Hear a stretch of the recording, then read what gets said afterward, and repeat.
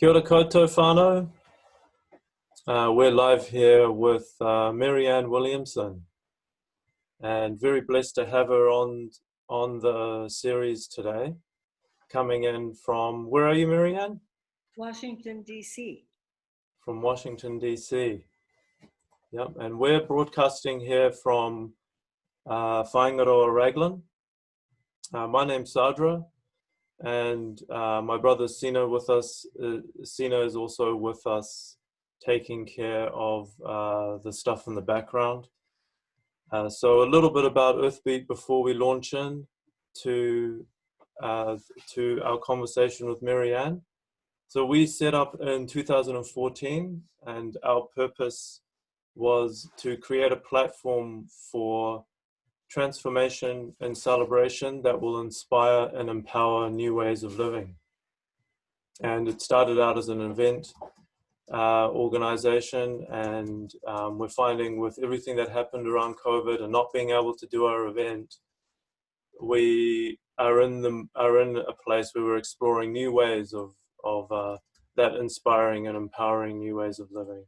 And we've had our eye and ear on Marianne's work and have been inspired by what she's doing and the movement that she's creating, and the following that she's having and the influence that's taking place in the US for real change. And that inspired us to bring her on the program today. So thank you again, Marianne. Thank you. Thank you. It's lovely to meet you, and it's a pleasure to be on with you. For those who may not know a lot about what your career and your background, do you want to give us just a quick snippet as to what that is? Well, I've been out there for a long time. I began giving talks based on A Course in Miracles almost 37 years ago. And during that time, I've written 13 books.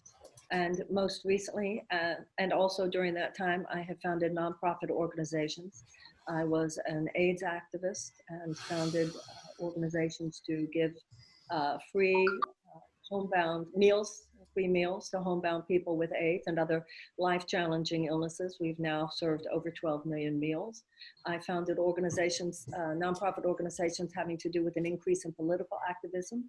And last year, I ran for president for the Democratic nomination for president. So wow. I've had a very good career. Thank you. So as you know, the series is about transforming uncertainty into action, and it comes at a time that's really like that.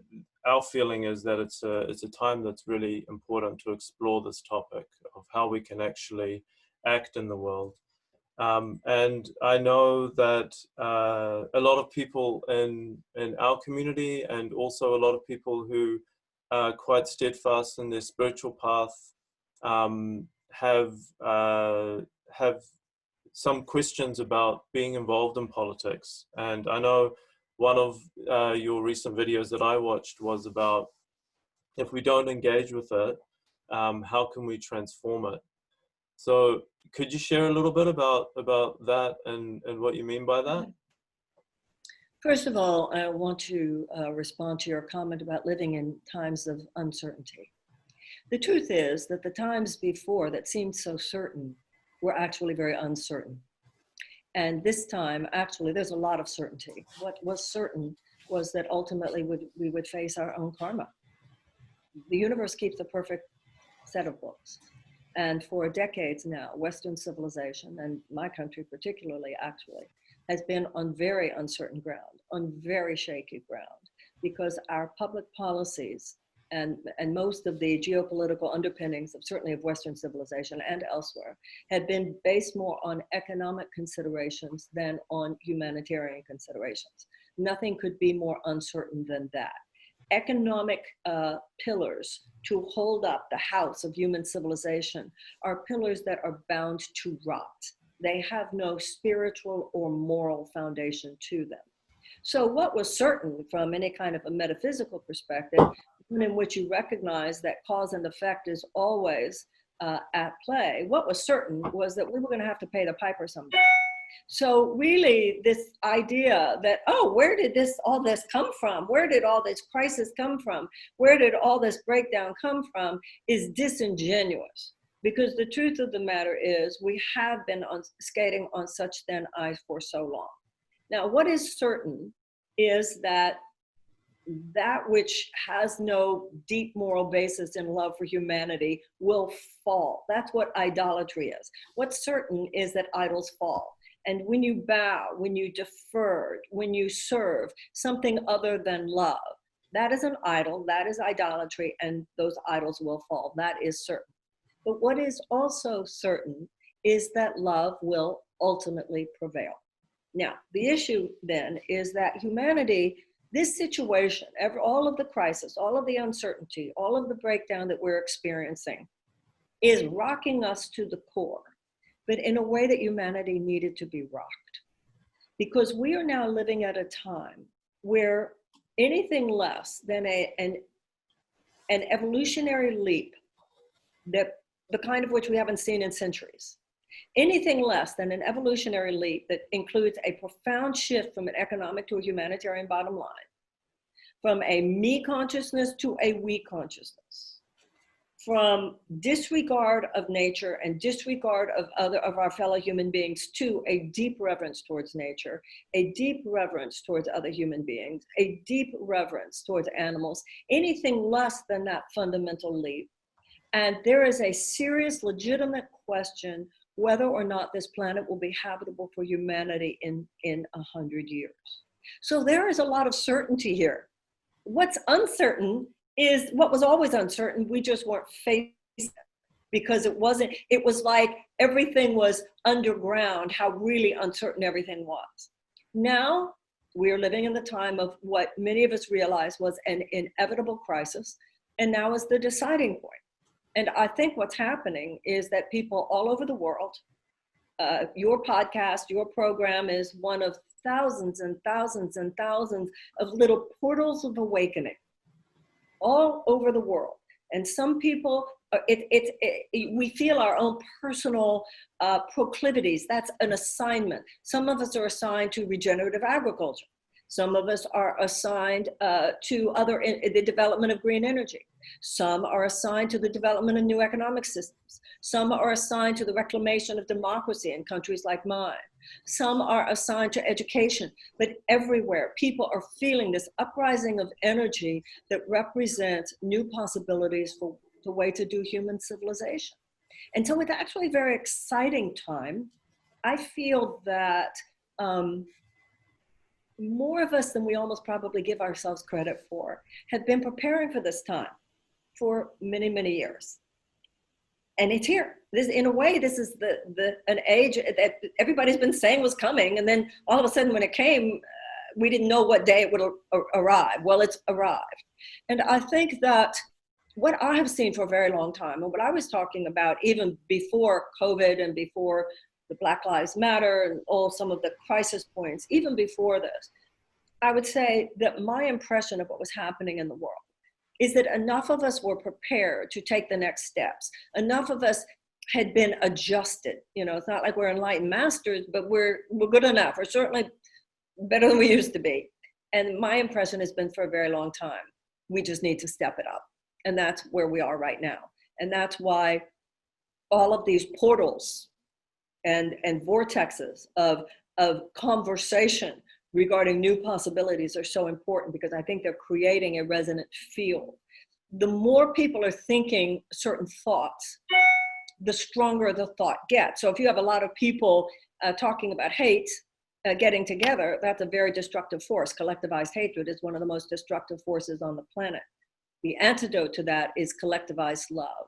And that's what you and I are drawn to, obviously, what your listeners are drawn to, people coming together to discuss new possibilities. How can we have a heart-centered planet? Not just a heart-centered personal life, because I think that gets into the issue of people and spirituality and the relationship to politics. A lot of people have been involved in personal transformation, but the love that will save the world is not just love in my own personal relationships. The love that will save the world is not just love for my children or my home. It has to be a love that includes everyone's child, no matter where they are, and a love for the home that recognizes that the earth itself is all of our home.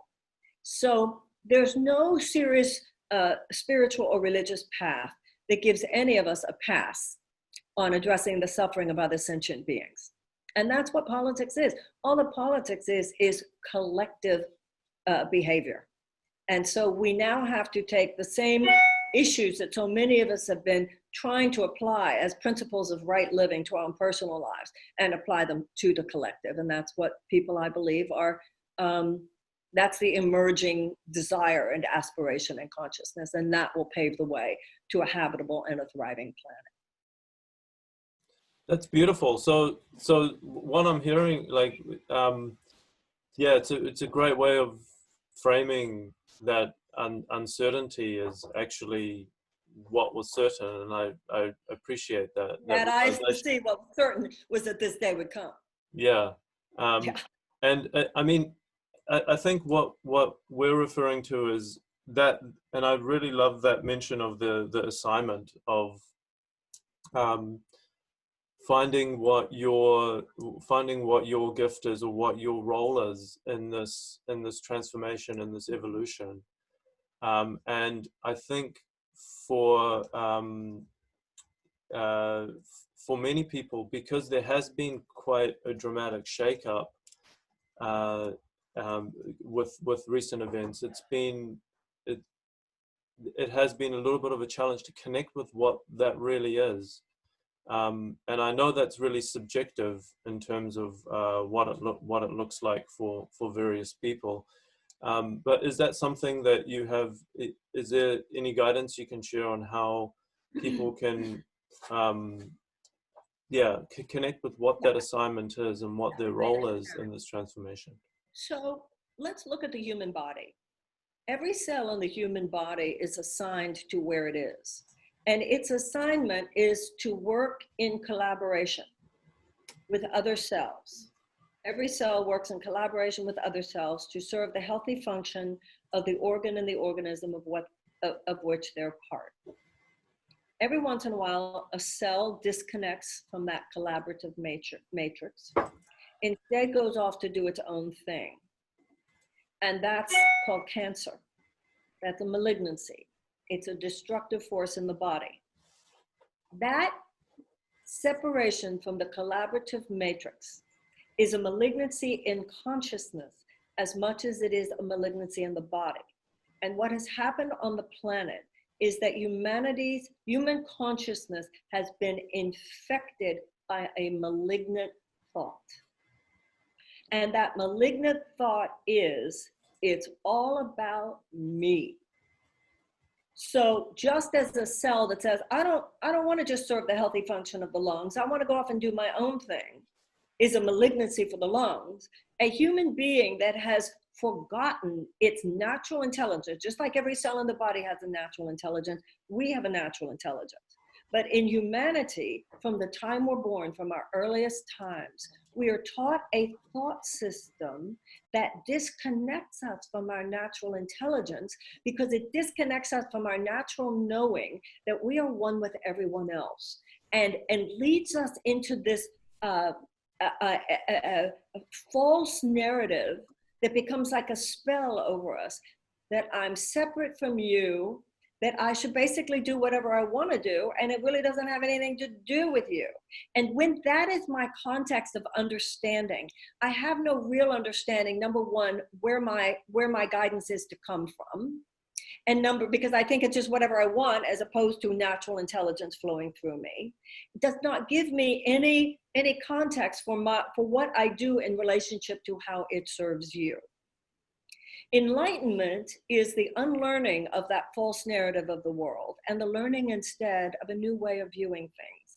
And that new way is, I am only a channel. I'm the faucet. I'm not the water. All of us are just channels, whatever, our hands, our feet, our voices, our tongues, our minds, our hearts. Each of us are assigned. You're assigned to New Zealand. I'm assigned to North America. Some people are assigned to Asia. Some people are assigned to America. And then your assignment is where your passion lies. Some people are passionate about the environment. Obviously, that's their assignment. Some people are passionate about science and math. That's their assignment. Some people are passionate about music and they have talent, artistic talent. Art is their assignment. And I believe that politics is our collective assignment. Now, all of us have a guidance system. It's as though all of us have a direct radio link to what in Christianity and Judaism is called the small, still voice within. But the problem is that the false narrative, the false thinking, the fear-based rather than love-based, separation-based rather than unity-based thinking of the world is always yelling at us. It's always talking to us. And so it speaks first, it speaks loudest, and the purpose of meditation, the purpose of spiritual practice, the purpose of prayer is to calm the mind so that we can hear our own internal guidance and know where we're supposed to go, what we're supposed to do, what we're supposed to say, and to whom. Thanks for that. And then the collective, the politics being a collective assignment, how does that, because we're also coming up to an election in New Zealand, so there's a lot going on, there's a lot that we're seeing, from a lot of information going around, and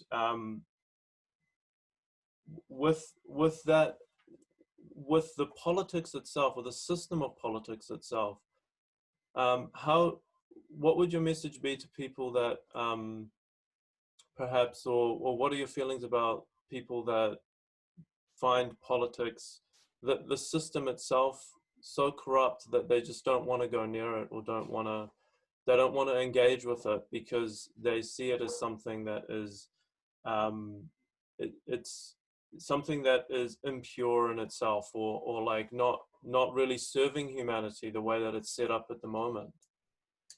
It's not serving humanity because so many people say things like that.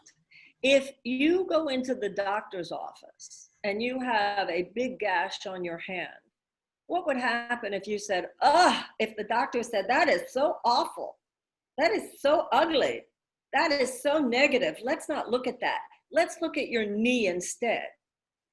The whole point of things being wrong, systems being wrong, is that those are the wounds of the world. We are on this planet to heal the wounds of the world. I don't know about New Zealand, but I know in the United States, some people, their chronic disengagement from politics over the last few decades, based on their belief that because it's toxic, they should stay away from it, has only made politics more toxic, which has only made more people stay away, which has only made it more toxic. Now what's happening is that people are finally realizing something I've been saying for a long time, which is that you cannot fence yourself off from the great collective issues. If it's a public issue, it will make itself its way to your private door. If the environment completely falls apart and temperatures are so hot that land is uninhabitable, it's going to affect your life. If the temperatures are so hot that food cannot be grown somewhere, economies collapse, and there are hundreds of millions of climate refugees, it will affect your life. I don't care how much green juice you drink, how gluten-free you are. If they're poisoning the earth and poisoning the air, it will affect your life. Those are political issues. And also, I think a lot of the people, at least in my country, who talk about how politics is so toxic, so they don't want to be involved, it's easy for them to say, because that usually represents privileged classes of people who are not being stopped by the police for nothing more than a tailgate being out and then hauled to jail where they may or may not be safe. So people who are deeply at the effect of dysfunctional politics don't make such precious arguments as I'm staying away from politics because it's toxic. They say we must apply our energy to those sick systems, or else they could destroy our democracies and ultimately destroy life on earth. And if that's very much a journey I can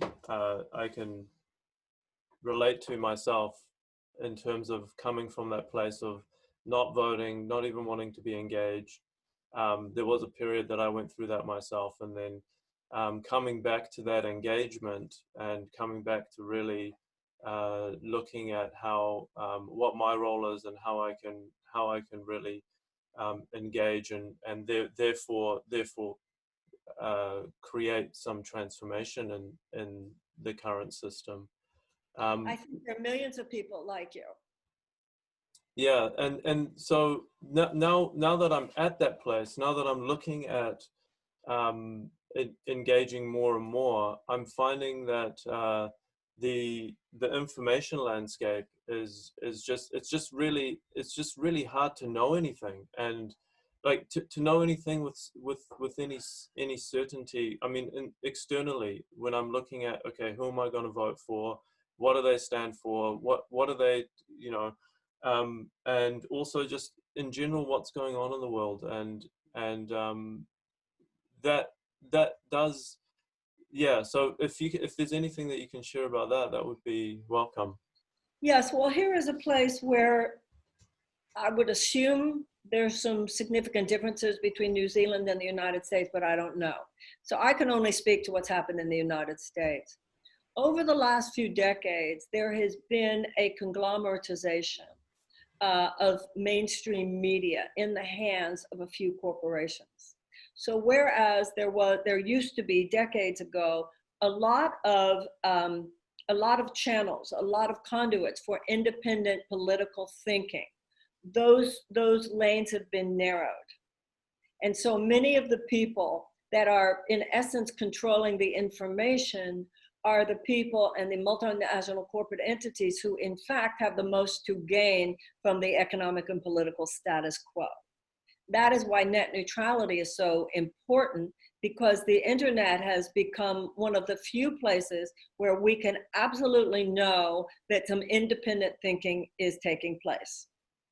On the other hand, we also know, as per what you said, that the internet is also a place where some of the greatest misinformation is happening, where some of the greatest techniques, specific strategies for disinformation are taking place. It takes a lot of intellectual stamina to ferret out the obvious propaganda from the facts. And you have to apply yourself to this. One of the things that I found running for office, and relates to a conversation you and I were having before we began the podcast, is that, you know, Marshall McLuhan once said, the medium is the message. People are so vulnerable to being duped. In the United States, there's something called the politics of personal destruction, where political candidates, usually those who do represent independent thought that would actually disrupt the status quo, are vilified, smeared, caricatures created about them. And it's like throwing dust in people's eyes. And that's what happened to me, for instance, when I ran for president. Then once the dust is gone from people's eyes and people see what you are actually saying, they're like, oh my God.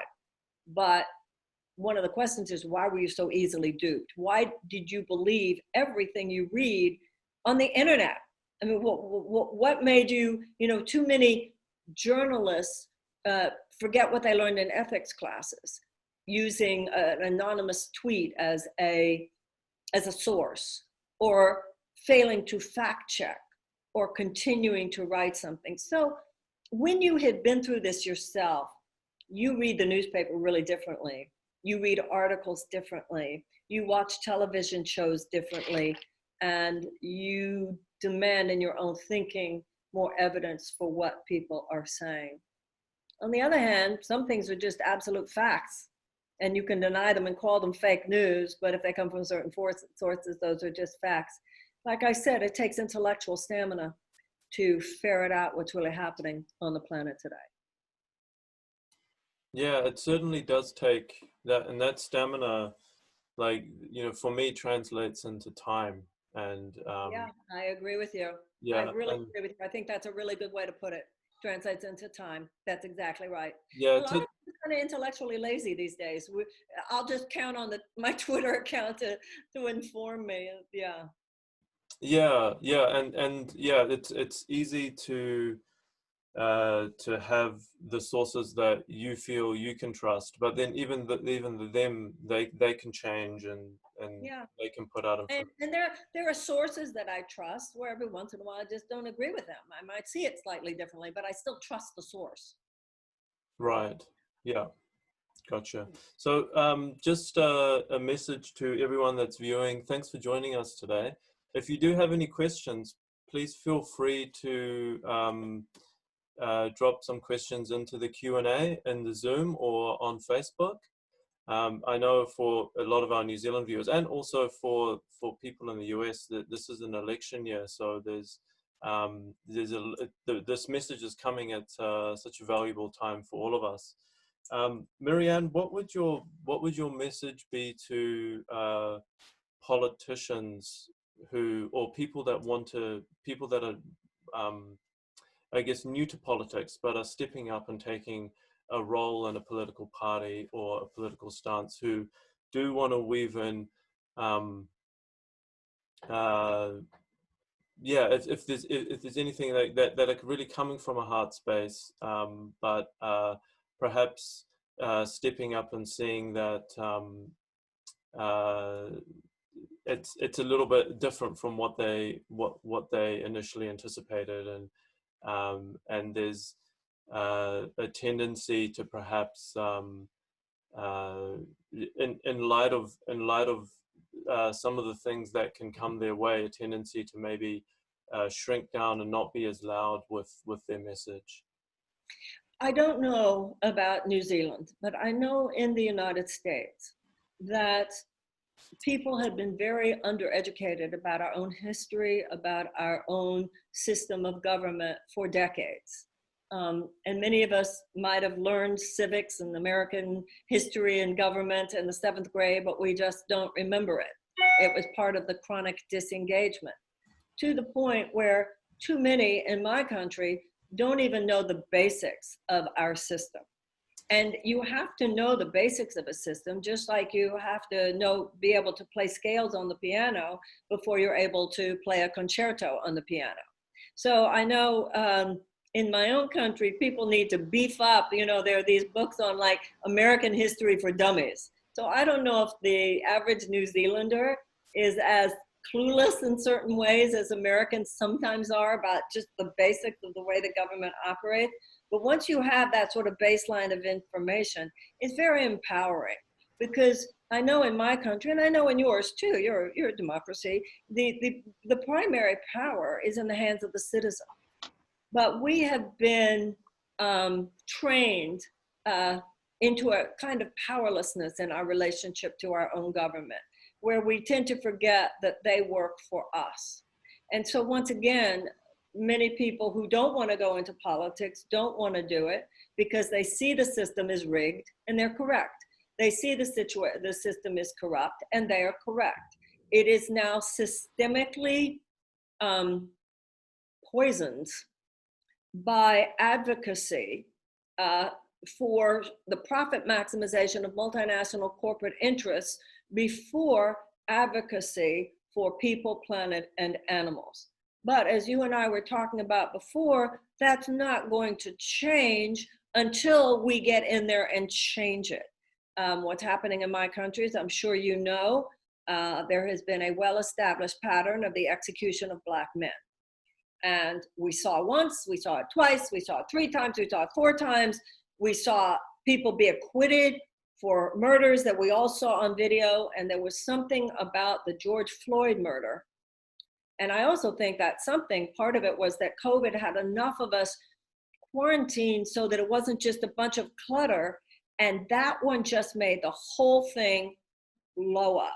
And people have come to realize that the only way to bring about serious change is through nonviolent protests. Now, it has to do also not only with nonviolent protests, but also with the elections coming up, as you're talking about. And in my country, this has to do not only with our president, but also with electing progressive candidates for our House of Representatives and our Senate. That's what I've been very involved with. Progressive Candidate Summit. We have a primary tomorrow in Colorado. I've been talking up as much as I can a candidate named Andrew Romanoff.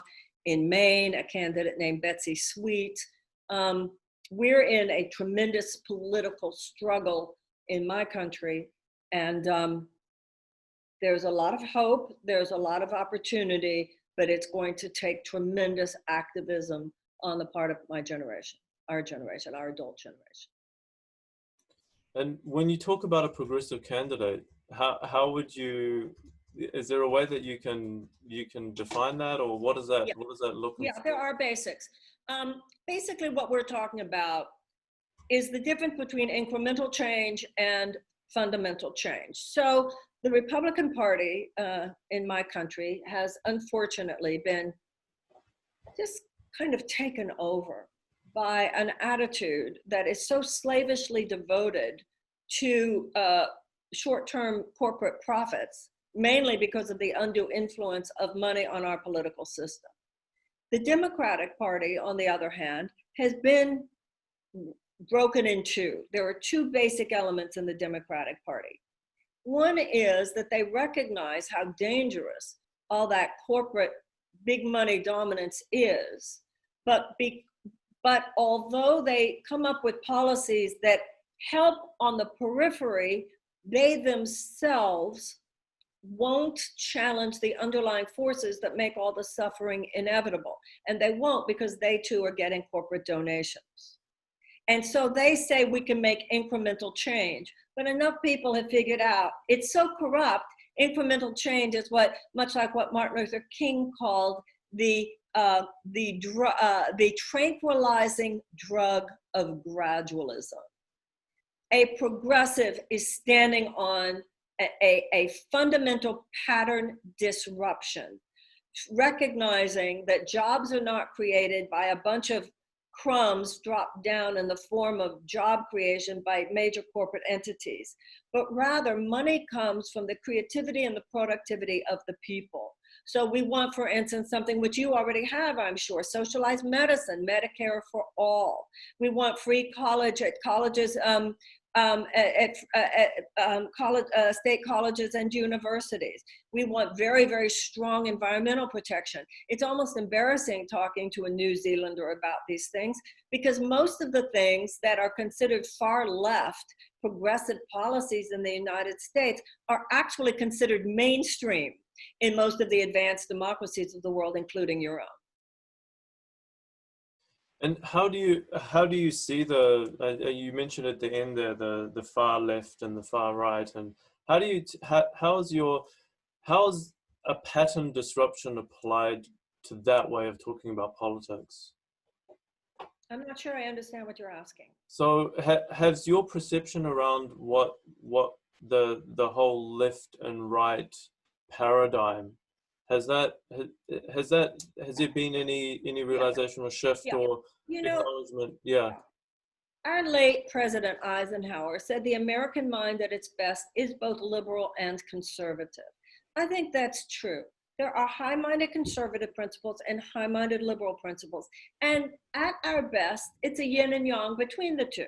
You know, I'm definitely to the left of center, but I could read something, a left-wing position about what the government needs to do, and then read a high-minded, intelligent conservative talk about how people also have to take personal responsibility. And I realize, yeah, that's true too. It's both and. But what's happened today is that the corporatist mentality that certainly dominates the likes of President Trump, and certainly the vast majority of the Republican Party, is not conservative. It is not conservative or liberal. It is a corporatist mentality, which I'm afraid paves a path to fascism. Now, on your far right, as well as your far left, and I'm sure this is true in every country, in the far, far, far fringes on both sides, there is conversation that is unhelpful at best and literally dangerous at worst. But that's not the majority of people.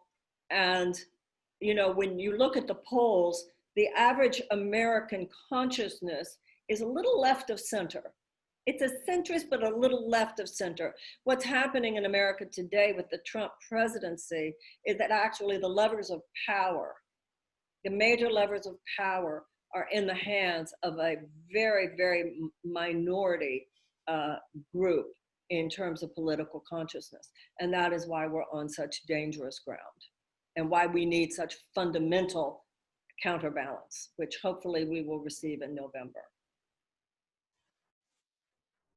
So we've got some questions coming in from our viewers as well. One of those is, how do you, from Sarah, how do you, most of us, help to action change in the system? How do, say it again? I think what she's saying is how can we help to action this pattern disruption or this change in the system? Well, is she, I'm wondering, do you think she's an American or a New Zealander? I don't know.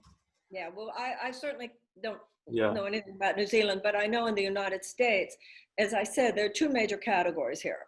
One has to do with the protests and serious insistence that we need major police reform. We need to bar chokeholds. We need to bar knock warrants. We need to bar qualified immunity. You become part of the conversation. The transformation of our police forces, which have gone from what they were when I was a child, at least for most parts of the population, the idea of protection and service, to a militarized police force that treats the people of the United States like we're occupied territory, which is extremely dangerous. And then the other way to become most active has to do with these elections coming up in 4 months. Every single person has a member of House of Representatives who will be coming up for election, and many of them still are in their primaries. You can certainly look at my work at mariannenow.com. And you know, it's just like anything else. The more you read, the more you know. And of course, become very active in your state to counter the voter suppression efforts that are already underway. And of course, to support a candidate who will replace the current president.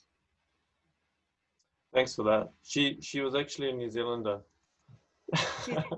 But I'm sorry, you could answer the New Zealand question much better than I could. We're big fans of your prime minister here, but other than that, we don't really know much about it. Yeah. Do you see? I mean, and it's a question that's been sitting with me. Like this corporatist paradigm that's woven into the politics. I mean, yes, I kind of, when I talk to you, I do hear that it's a bit more pronounced in the US. But do you see that? And I know that you don't probably have a lot of knowledge about how it unfolds around the world, but do you think it's radically different in other places, like in terms of the disruption that you're talking about that needs to be brought into politics? No, there's a global revolutionary spirit going on. We are moving away from the 20th into the 21st century mentality, and the 21st century mentality is as different from the 20th as the 20th was different than the 19th. So there are many ways in which this evolutionary leap is going on everywhere. And I know in the democratic societies, many of these forces and contests and struggles are the same. My daughter lives in England, for instance, so I'm somewhat aware of what's going on there. I see what's going on in Israel. I was talking to somebody today. Netanyahu is very much like Trump. So you see, you know, we were reading today in the American papers that our president, unfortunately, is buddy-buddy with Erdogan in Turkey. Hardly good news. So we're seeing globally the aspirations for freedom rubbing up against mechanisms of authoritarianism, and that's playing out in its own way everywhere. Yeah, because when I do look at the landscape in New Zealand, there are certainly places that we can do a lot that require that level of transformation that you're talking about. Like, for example, our waterways are, because of the mass agriculture that goes on here, most of our rivers we can't drink out of or swim in because of the pollutants in the rivers. And yeah, so that's just one example, but there are numerous examples of ways that we do need to step up and transform what's going on here on the ground as well. So I've got another question here from Helen. What one thing prayer energetic visualization do you believe is the most effective spiritual practice we can do daily to invoke political systems working for the highest good of all beings on a global scale?